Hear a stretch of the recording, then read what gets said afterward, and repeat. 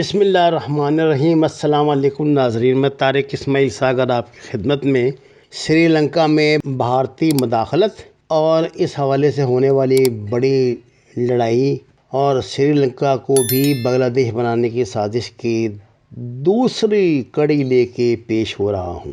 میں نے آپ کو بتایا تھا کہ جنرل کرشنا سوامی سندر جی جو ہے چیف تھا انڈین آرمی کا، وہ 3 آپریشن ایک وقت میں ترتیب دے رہا تھا۔ پاکستان پہ حملے کی مشق کو آپریشن براس ٹیکس کا نام دے کر بھارت کی تاریخ کی سب سے بڑی جنگی مشق کا آغاز پاکستانی سرحدوں پہ کر دیا گیا، جہاں تناؤ اتنا بڑا کہ حالت جنگ کسی کیفیت پیدا ہو گئی۔ آپریشن چکر بولٹ کے ذریعے چین کو اپنی بھارتی سرحدوں کو مضبوط کرنے کی دعوت دی جا رہی تھی۔ سری لنکا پہ قبضے کے لیے تری شکتی کے نام سے نکوبار آئس لینڈ، جزائر انڈیمان، سندھ اور گوا میں الگ سے مشقیں ہو رہی تھیں۔ اسی آپریشن کا مرکزی ہیڈ کوارٹر سابقہ پرتگالی کالونی گوا میں قائم کر کے اس مفروضے پر جنگی مشقیں کی جا رہی تھیں کہ چھاتا بردار فوج کے ذریعے سری لنکا پہ قبضہ کیا جائے گا۔ اس منصوبے کے تحت چھاتا برداروں نے زمین پہ کنٹرول کرنا تھا، بھارتی نیول کمانڈوز نے سارے علاقوں میں دھاوا بولنا تھا، بھارتی فوج کے 340 انڈیپینڈنٹ انفنٹری بریگیڈ اور 54 انفنٹری ڈویژن خشکی اور سمندر دونوں پہ قبضے کی تیاری کر رہے تھے۔ 340 بریگیڈ کو سری لنکا پہ قبضہ کرنے کی خصوصی مشقیں کروائی گئی تھیں اور اس سلسلے کی آخری مشق اپریل 1987 میں ہوئی تھی۔ گو کہ مئی 1987 میں یہ بریگیڈ بھارت کے آپریشن ٹرائیڈنٹ میں شامل ہو گیا، لیکن اس کا بنیادی مقصد وہی رہا۔ دوسرے انڈین بریگیڈ مثلا 50 انفنٹری پیرا بریگیڈ کو بھی 340 انڈیپینڈنٹ انفنٹری بریگیڈ سے منسلک کر دیا گیا۔ 2 مواقع تو ایسے ہیں جب یہ بریگیڈ کسی بھی لمحے سری لنکا پہ دھاوا بولنے کے لیے تیار کھڑے تھے۔ ان دونوں بریگیڈ کو اس سے پہلے جولائی 1983 اور اگست 1984 میں بھی اسی نوعیت کی مشقیں کروائی گئی تھی۔ ان دنوں بھارت پر مسز اندرا گاندھی کی حکومت تھی اور ان کا سپتر راجیو گاندھی اپنی ماں کے عزائم دہرا رہا تھا۔ مارچ 1987 تک بھارت نے سری لنکا پہ حملے کا فضائی نقشہ ترتیب دے لیا تھا، سری لنکا کی فوجی تنصیبات کے فضائی فوٹوگراف حاصل کر لیے تھے۔ یہ کارنامہ را کے ایویشن ریسرچ سینٹر نے انجام دیا۔ بھارتی فوج نے یہ آپریشن دراصل سری لنکا کی سیکورٹی فورسز کی طرف سے نئی بھرتی، اسلحے کی خریداری اور مستقبل قریب میں جافنا میں LTTE کے مراکز پہ ممکنہ حملے کے تدارک کے لیے ترتیب دیا تھا۔ را نے اس درمیان تامل چھاپہ ماروں کے 10 کیڈر UP کے تربیتی مراکز میں ایسے تیار کر دیے تھے جنہیں بطور خاص زمین سے فضا میں حملہ کرنے والے میزائل یعنی SAM surface to air missile SAMs کی تربیت دے کر میزائلوں سے لیس کر کے جافنا بھیجا گیا تھا۔ ان 10 کیڈرز کو را نے 200 کیڈرز میں سے بطور خاص انتخاب کر کے فروری میں ان کی تربیت مکمل ہونے پہ میدان میں اتارا تھا۔ را نے ان چھاپہ ماروں کو اس لیے میدان میں اتارا تھا کہ وہ سری لنکا کی فوج کی طرف سے جافنا پر مستقبل قریب میں ہونے والے حملے کو ناکام بنائیں۔ اپریل 1987 میں دہلی میں سری لنکا کور کے نام سے ایک ایڈوائزری اینڈ پلاننگ گروپ کا قیام وزیر اعظم راجیو گاندھی کے زیر قیام عمل میں آیا، جس میں را، IB، ملٹری ڈائریکٹرز اور سویلین افسر شامل تھے تاکہ اس گروپ کے فیصلوں کو عملی جامہ پہنایا جا سکے۔ اس کور گروپ نے وزیر اعظم راجیو گاندھی اور فوج کے درمیان ایک مضبوط پل باندھنے کا فرض بڑے آسان طریقے سے نبھایا۔ مئی 1987 میں Indian director general of military operation DGMO نے آرمی ہیڈ کوارٹر میں سری لنکا سے نمٹنے کے لیے ایک سیل قائم کر دیا۔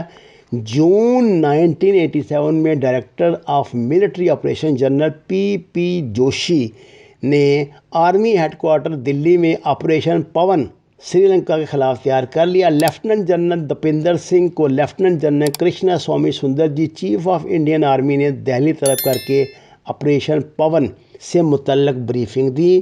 پونا میں جنوبی کمانڈ کو مئی کے آخر میں ایکشن کے لیے تیار رہنے کے احکامات جاری کر دیے گئے۔ 2 جون کو جنوبی کمانڈ کو حکم پہنچ گیا کہ لیفٹیننٹ جنرل دپندر سنگھ کو حملہ آور فوج کی کمانڈ سونپ دی گئی ہے۔ 36 infantry division, 54 infantry division, 2 armoured brigade और 340 इंडिपेंडेंट इन्फेंट्री ब्रिगेड ग्रुप को फर्स्ट हेडक्वार्टर के मुश्तरका कमान के तहत करके मद्रास में इसकी कमांड कायम कर दी गई। इंडियन फौज के 5 फ्रेगट loading ship tanks, 6 आबदोजें, 12 patrol boats, 12 छोटे जहाज, ऑक्सिलरी शिप्स और 9 हवाई जहाज़ों पर मुश्तमिल एक बहरी बेड़ा भी बना दिया गया। एयरफोर्स के 24 जैगवार, 6 कैनबरा, 4 ल्यूशन 76, 6 ANI-11 और 30 AN-32, 7 HS-748, MI-8 और 7 हेलीकॉप्टर्स, 22 पर मुश्तमिल एयरफोर्स का एक बेड़ा अलग से तरतीब दिया गया। ये सारी फौज श्रीलंका पर हमले के लिए कमर बंद हो चुकी थी। नाज़रीन करम, 1960 के अवाखिर से राजीव गांधी को अजीब सूरत का सामना था। इन्होंने देख लिया था कि भारतीय रियासत में LTT के अमल दखल में रोज़ रोज़ इजाफा हो रहा है और राजीव गांधी ने बड़ी चालाकी से प्रभाकरन के साथ, जो LTT का समझिए कमांडर था, ताल्लुकात कायम करके इस बगावत का रुख श्रीलंका की तरफ मोड़ दिया। यानी वो तो आज़ाद करा रहे थे, वो तो तमिलनाडु को आज़ाद कराने चले थे, इन्होंने जनाब उनका रुख ही उधर कर दिया। अच्छा साहब, अब उन दिनों जयवर्धने सदर थे। जयवर्धने का फ़ौजी हल जो श्रीलंका के लिसानी झगड़े के लिए राजीव गांधी के तसव्वुर करदा सियासी हल के बरक्स था। ये चीज़ इसलिए भी भारतीय ख्वाहिशात के ख़िलाफ़ थी कि फ़ौजी हल भारत अपनी मर्ज़ी से सलामती के लिए ज़रा रसा था। इस तरह भारत की सलामती के लिए जो संगीन पेचीदगियाँ पैदा हो गईं, देखते देखते भारत और श्रीलंका को मजबूर होना पड़ा कि वह तनाज़े का कोई हल तलाश करें। राजीव गांधी का मंसूबा क्या था? ने राजीव गांधी को पहले खबरदार कर दिया था कि जनूबी भारत की रियासतों में वो बाजी हार रहा है। राजीव गांधी को ख़ुद भी इस बात का अच्छी तरह से अदराक था कि तमिलनाडु इंतखाबी लिहाज से इनके लिए बेहद अहम है, लिहाजा इनकी ख्वाहिश थी कि लसानी तनाज़े को हल करने के लिए श्रीलंका इनके साथ तावन करे। राजीव गांधी ने 10 नवंबर 1986 को श्रीलंका की इंटेलिजेंस के एक अहदेदार के ज़रिए सदर जयवर्धने तक ये मैसेज पहुँचाया। भारतीय वज़ीर-ए-आज़म की ख्वाहिश थी कि श्रीलंका दर्जे निकात पे सोच विचार करे, लसानी यूनिट के क़याम के मुतालबे के सिलसिले में गुरीलों को किसी शक्ल में मुराद की पेश करे। यानी अजीब व गरीब बेहुदा किस्म की शर्तें उन्हें बता दी। मतलब सिर्फ ये था कि रफड़ उधर श्रीलंका में पड़ा रहे और वो इधर से मद्रास को महफूज कर लें।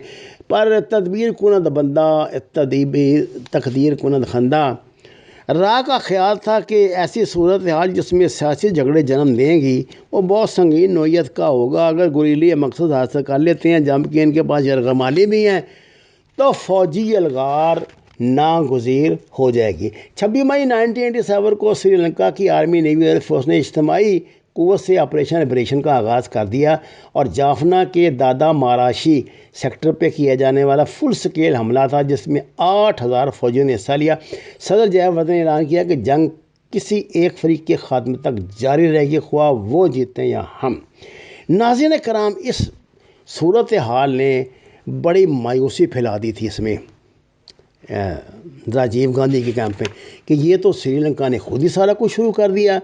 2 जून को राजीव को JR वर्धने की जानब से टॉप सीक्रेट पैगाम मसूल हुआ। जैसा कि आपको मालूम है, आपकी जानब से इमदाद भेजने के ऐलान के बाद LTTE ने श्रीलंका के बहुत से मासूम लोगों का खून बहाया है। वो मज़ीद कत्ल आम की मनसूबाबंदी कर रहे हैं। आप ख़ुद भी इस मज़ालिम की मज़म्मत कर चुके हैं। भारत और श्रीलंका दोनों ही दहशतगर्दी के मुखालिफ हैं, दोनों ही इसके हाथ नुकसान उठा चुके हैं। तो फिर आइए हम मिल के इसका कोई हल निकालें। ये ऐसी बातें, इस तरह की ख्वाहिशात का इज़हार श्रीलंका की तरफ से मुतअद्दिद मरतबा हुआ, लेकिन वो मंसूबा तो कोई और था। अच्छा जी, 1987 अवाइल जुलाई से जयवर्धने को अब तक भारत की जानब से डराया धमकाया जा रहा था। श्रीलंका के सदर जयवर्धने अब भी दिल की गहराइयों से शमाल मशरक़ी बुरहान का हल चाहते थे। इस मरले पर बड़ी चालाकी से राजीव गांधी ने इंडिया की एक पीस कीपिंग फोर्स बनाई और जनाब उसको श्रीलंका को कहा कि जी ये जो है ना, ये आपके और TTP के दरमियान जो है मामला ख़त्म करेगी। آپ کی مدد کر لے گی اور جنگ سے آپ کی جان چھوٹ جائے گی، LTTE کی موومنٹ بھی ختم ہو جائے گی، میری بھی جو خواہش ہے وہ پوری ہو جائے گی۔ 6 اکتوبر 1987 کو سری لنکا کی صورتحال نے ڈرامائی رخ اختیار کیا۔ سری لنکن فوجیوں کے قبضے میں موجود LTTE کے چند گورنروں نے خودکشی کر لی۔ آتش غضب سے مغلوب ہو کر LTTE نے اپنے قبضے میں موجود سری لنکا کے 8 فوجیوں کو پھانسی دے دی۔ بعد ازاں ان کی لاشوں کو جافنا کے مین سٹینڈ پہ لٹکا دیا۔ معاملہ اس پہ ختم نہیں ہوا۔ LTTE نے ان کے سرحدی علاقوں میں سنہاریوں کے 300 سے زیادہ عورتوں اور بچوں کو بے دردی سے موت کے گھاٹ اتارا، ان میں مسلمان بھی شامل تھے۔ 7 اکتوبر کو LTTE نے انڈین پیس کیپنگ فورس کی اہلکاروں پر فائر کھول دیا، جس کے رد عمل میں نئی دہلی نے IPKF یعنی انڈین پیس کیپنگ فورس کو احکامات جاری کیے کہ LTTE پہ کریک ڈاؤن کا منصوبہ بنایا جائے۔ قدرت نے معاملات کو رخ بدل دیا، نہ ان کو LTTE کے خلاف کر دیا۔ ادھر جناب پربھاکرن کی جو دوستی تھی وہ ان سے ختم ہو گئی۔ اس دوران جب مسٹر راجیو گاندھی سری لنکا میں دورے پر گئے تو وہ جب پریڈ کا معائنہ کر رہے تھے تو ایک سری لنکن فوجی نے ان پہ حملہ کیا، کیونکہ گن خالی تھی، اس نے گن کا بٹ مارا اور یہ بڑی مشکل سے یہ جان ان کی بچی بیچارے کی۔ لیکن اب اس کو یقین ہو گیا تھا کہ سری لنکا میں میری دال نہیں گلے گی، اور وہی ہوا۔ بالآخر سری لنکا نے انڈیا سے کہا کہ آپ نے اگر اپنی فورسز کو یہ پیس کیپنگ کے نام پہ جو پکھانڈ شروع کیا ہوا ہے نہ نکالا تو آپ کی فورسز کی جانوں کی ضمانت ہم نہیں دے سکتے، جس پر اس کی فورسز کو واپس بلایا گیا۔ اپنی طرف سے LTTE کے خلاف راجیو گاندھی نے ایک دوسرے اسے جو گروپ تامل گروپ کو متحرک کیا، لیکن اس دوران ISI کی مدد سری لنکا حکومت حاصل کر چکی تھی، اور یہ بات ریکارڈ پر رہے کہ پاکستانی SSG نے کی مدد سے انہوں نے پھر تامل گوریلوں کا صفایا کروایا، وہ جو بٹیکولا اور دوسرا جافنا کے علاقے تھے ان سے آزاد کرائے اور اپنی وہاں پہ حکومت قائم کری۔ اب میں آپ کو یہ بتاتا ہوں کہ راجیو گاندھی کے ساتھ کیا گزری۔ پربھاکرن کو ناراض کرنے کی راجیو گاندھی نے بڑی بھاری قیمت ادا کی، اور وہ چونکہ اپنے ان دنوں الیکشن میں ان کے نزدیک آ رہے تھے تو وہ اس سلسلے میں وہ دورہ کر رہا تھا۔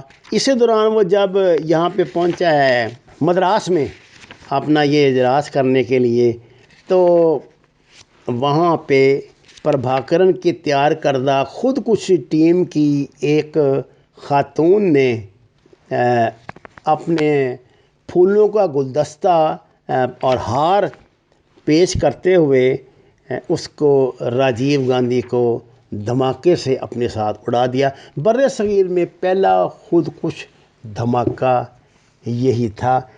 اس سلسلے میں جو تفصیلی واقعات ہیں وہ روہن گونا رتنا نے انڈین انٹرونشن ان سری لنکا کے ایک مکمل کتاب لکھی ہے جس میں درج کیے ہیں۔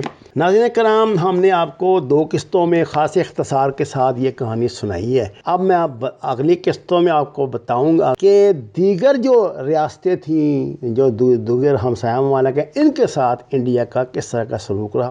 وما علینا الا البلاغ المبین۔ ناظرین کرام، ہمارے چینل کو سبسکرائب کریں، لائکس دیں اور سچ کے سفر میں ہمارے ساتھی بنیں۔ آپ کا بہت شکریہ۔